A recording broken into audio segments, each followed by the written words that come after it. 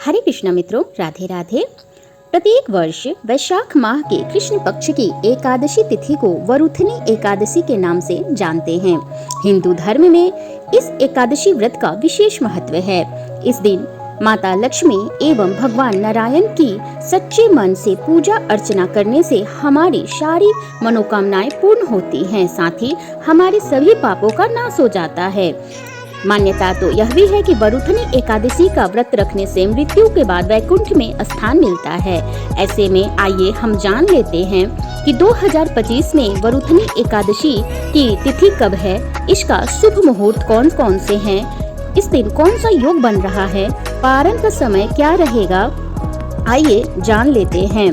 पंचांग के अनुसार वैशाख माह के कृष्ण पक्ष की एकादशी तिथि की शुरुआत 23 अप्रैल को संध्या 4:43 से होगी, जिसका समापन 24 अप्रैल को दोपहर 2:32 पर हो रहा है। उदया तिथि के आधार पर वरुथनी एकादशी का व्रत 24 अप्रैल को किया जाएगा। इस दिन शुभ योग भी कौन से बन रहे हैं, आइए जानते हैं। वरुथनी एकादशी पर ब्रह्म और इंद्र योग का संयोग बन रहा है, साथ ही इस दिन शिववास योग भी बन रहा है। इसके अलावा वरुथनी एकादशी पर शतभिषा और पूर्व भाद्रपद नक्षत्र का भी संयोग बन रहा है। माना जाता है कि इन योगों में भगवान लक्ष्मी नारायण की पूजा करने से हमें अखंड सुख एवं सौभाग्य की प्राप्ति होती है। पारण का समय है। वरुथनी एकादशी का पारण 25 अप्रैल को सुबह 5:46 से सुबह 8:23 के बीच करना है। सूर्योदय का समय है सुबह 6:02। सूर्यास्त होगा शाम को 6:47 पर। पूजा का शुभ मुहूर्त है ब्रह्म मुहूर्त में प्रातः काल 4:25 से प्रातः 5:13 तक। अभिजीत मुहूर्त है दोपहर 11:59 से दोपहर 12:54 तक। शाम की पूजा का मुहूर्त है संध्या 6:52 से संध्या 7:58 तक। इस दिन राहु काल का समय है दोपहर 1:30 से दोपहर 3 बजे तक। आइए जान लेते हैं कि वरुथनी एकादशी की पूजा विधि क्या रहेगी। वरुथनी एकादशी के दिन हमें ब्रह्म मुहूर्त में उठकर स्नान आदि करके स्वच्छ वस्त्र धारण करना चाहिए। इसके बाद गंगाजल का छिड़काव अपने पूरे घर में करना चाहिए।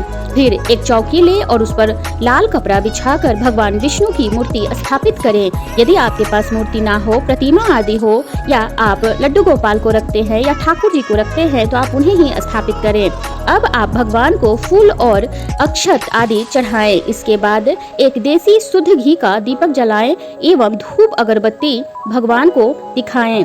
उसके बाद उन्हें मिठाई समर्पित करें। विष्णु जी को पीले फल आदि बहुत पसंद है, इसलिए आप नैवेद्य स्वरूप पीले फूल, मिठाई आदि भगवान को समर्पित कर सकते हैं। अपने जीवन में सुख एवं सौभाग्य की प्राप्ति हेतु आप अपने इष्ट से इस दिन प्रार्थना करें और प्रभु के मंत्रों का जाप करें। वरुथनी एकादशी के कथा का आप श्रवण करें। अंत में आप आरती करें एवं ब्राह्मण को भोजन कराएं या उन्हें आप दान दे सकते हैं।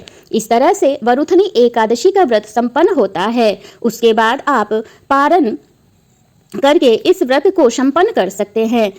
आपको यह ध्यान में रखना होगा कि एकादशी का पारण द्वादशी से पहले ही कर लेना चाहिए। इस दिन द्वादशी समाप्ति का समय है 11:44 तक। इसलिए आप यह श्योर कर लें कि आप जो है इस व्रत का पारण 25 अप्रैल दिन शुक्रवार को सुबह 5:46 से सुबह 8:23 के भीतर ही कर लें, क्योंकि द्वादशी लगने से पहले ही इस व्रत का पारण करने से कोई दोष नहीं लगता। यदि द्वादशी में इस व्रत का पारण किया जाए तो यह व्रत खंडित हो जाता है और हरिवासर के समय पर भी एकादशी का पारण नहीं करना चाहिए। इस तरह से हमें इसके पारण को लेकर हमेशा ही सचेत रहना चाहिए।